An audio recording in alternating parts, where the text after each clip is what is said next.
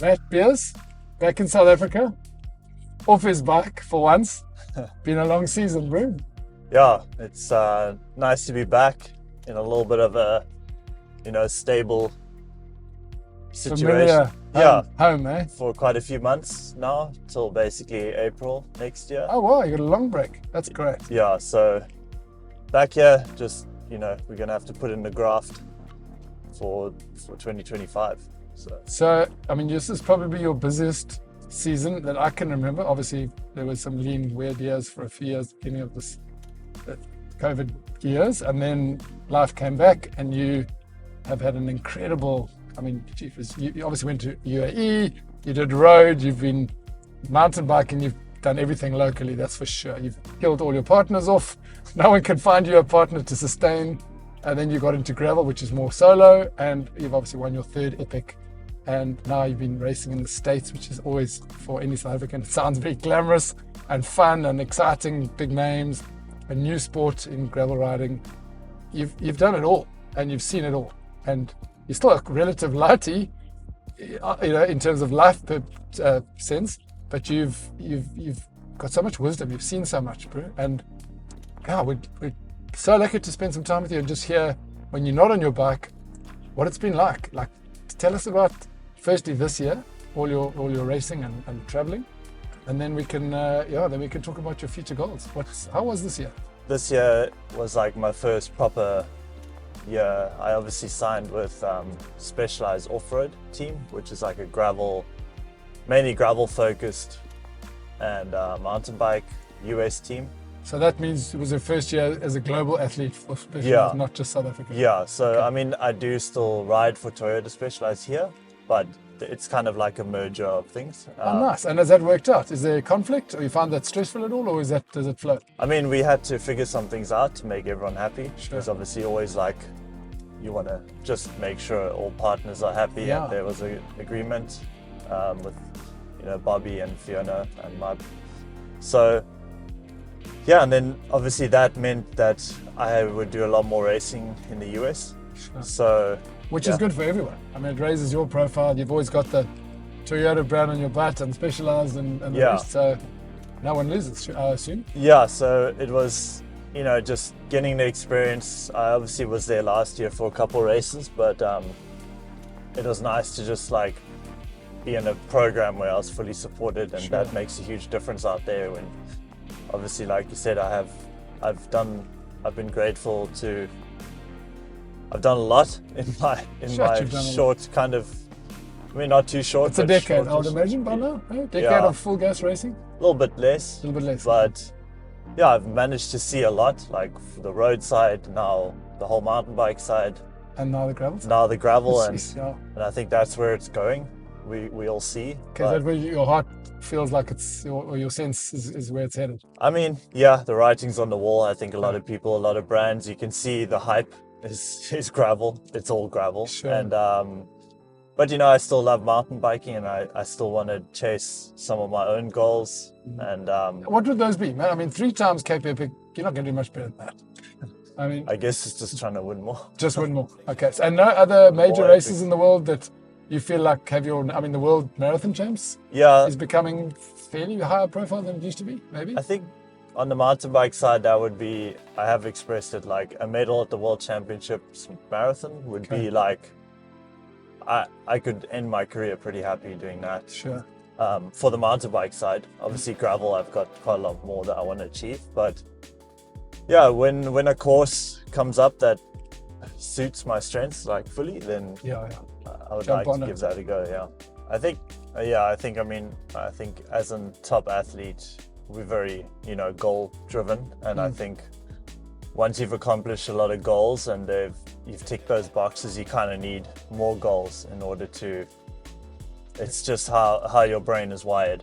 I mean, that's great to hear. That means it's not always about the money and necessarily the fame. I mean, Yokes have got that.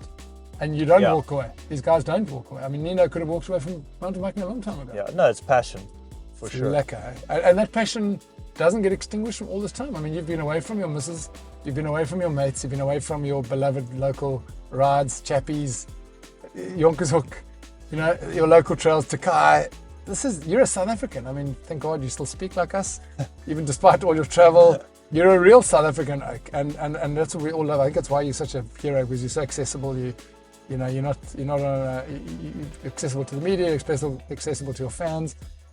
Yeah, I think it is becoming a lot more difficult now with the amount I have to travel to the US and stuff. sure. But home is still home. It's still South Africa. I still think I need to do as my almost feels like my duty to Really? race here still. I think. A duty as a proud South African, and also Well, to keep the sport going. Yeah, I think okay. No. I think if you just leave and you do everything there overseas or whatever, like yeah. when you come back here, when it's all The over, country's don't worse off for remember it. you. Yeah, sure. and you don't really have. I mean, listen, you have to play it like if you're going to be. For this moment, I can Sure. juggle it, but like if there might be a time where I'm going to have to live in the US 6 months A at a lot time. longer. But yeah, I do enjoy it here. I think we do have really good races here still. So And you've been amazing. I mean, I do a lot of races behind you, like all the rest of your fans. And I mean, you arrive at things like Around the Pot. I mean, they don't have names, and then you'll arrive, and suddenly it's game on. There's something to follow. There's something for the media. There's talking points. Some of the amateurs will think, yes, how long can I hang on to the beers bus? Which is lekker. And Yeah. you do a lot of the local. So and thank you for that as a South African mountain bike media, and as a rider and a fan. Thank you. It's amazing. So, really. will you be racing some of these 8 and 7 day, etc. These stage races, gravel races? I don't know yet. It's going to be hard to tell with the season. I mean, I would like to. Maybe not next year. Have you got a plan for depends. next year? I mean, when will you announce your racing schedule for? No, we're still discussing it, trying to figure it all out. There's obviously a lot of races. There's a lot more races now, so we're trying to plan on what works and what can. And who's we? Who'll make those decisions with you? Mike as a coach. You got a management Yeah, team it'll- as a specialized global team. Yeah, it's between Specialized Global, my coach John, and John's your coach, eh? yeah, Specifically. No? yeah. No, I just ride with Mike a lot. Okay. and then obviously Toyota Specialized, seeing what races are important here Sure. for the brand. So there's a lot of just everyone on the same page. Yeah, that's And then great. Obviously doing what benefits me the most as well. You can't just race yourself to death. No, you can't. But I've done that. I've been there, done that. Got the T-shirt. Doesn't work. Yeah, I mean, I remember a couple of races you were just disappointed because you were just over raced. Yeah, you just don't get results, and then you're not doing the brand, or you're not doing. Let's go back a bit. When I first interviewed you, you were bouncing between road, local races, international races. You hadn't made a breakthrough to international teams recognition. You'd had your motorbike history. You'd had crashes. You'd come across to cycling. People recognized you had all this power. You were kind of, I reckon, if I'd said to you at that time, do you know that in 3 years' time you and I are going to sit inside your Toyota and talk about you being 3 epic wins down, internationally recognized on the gravel circuit, a household name in cycling in South Africa, you would have said, no way. I'm pretty sure. Yeah, no. So I'm stoked for you. I mean, it's just so lekker to see a story unfold from the start to greatness. And I kind of wonder now if I said to you, we're gonna have the same chat on Chapman's Peak in a year's time. Yeah. What would be, if you could say it now, what would be like amazing if you could say, oh, geez, I even got this year. Like, even if is it 1 or 2 big races, or is it just continuing to fly the Matt Beers brand under with all your partners? Yeah, it is a tough one. You've obviously, I think, biggest thing would be to just make more or win more races in the US, like on the gravel side, like Unbound, gravel, and any of those really big. I obviously won one big one this year, which is BWR California, which is like one of the first big gravel races in the US, and that was that really like helped. Catapulted you. What was the reaction? I mean, how big is cycling? I mean, Lance Armstrong put cycling on the map in a way in America after years of having no real heroes. How big is cycling there? How big was it in the local media? how big was it for your partners? I mean, is there a big enough audience that makes winning in America that important? Yeah, I think obviously America's like a massive country, so there's a lot of eyeballs and there's a lot of people. Okay. So you're on just a bigger scale Sure. in terms of eyes and scope. So yeah, it creates a lot of opportunity for myself, like, you know, with sponsors, with just people knowing who I am, not just this marathon guy, and being versatile. So it is really important. Like, it's the age-old thing. You have to win. I mean, people. It's getting different now. You also have to be good on social media nowadays. So but at the end of the day, what moves the needle is that you do have to win these big races. Who would be your? I mean, you've been with Blevins. You've had a few partners.